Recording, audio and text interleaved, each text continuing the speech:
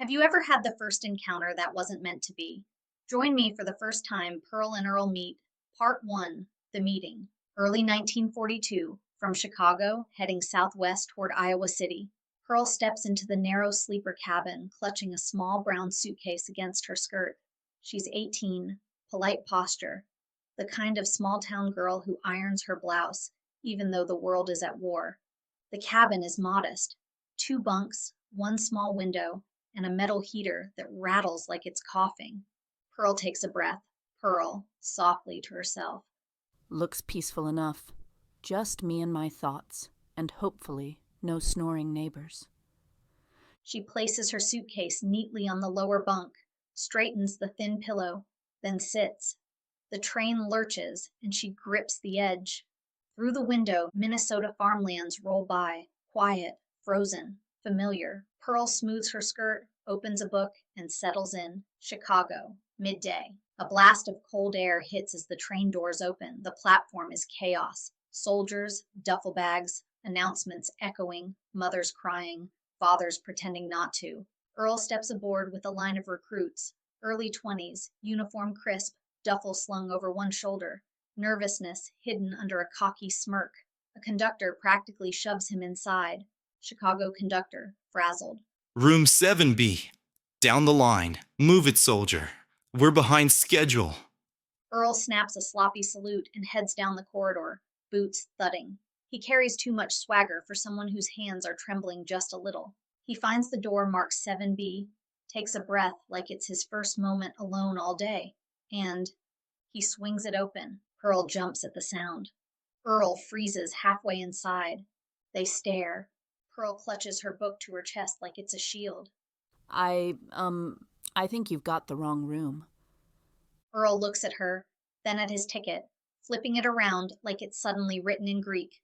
Says right here, 7B, unless that B stands for bedtime for someone else. Pearl raises her eyebrows. A dangerous, polite kind of raised eyebrow. Well, my ticket says 7B too, and I was here first. Earl, trying to smile, failing a bit. So you're saying I broke into your room? It appears so. Silence. Awkward. Tense. A little charged.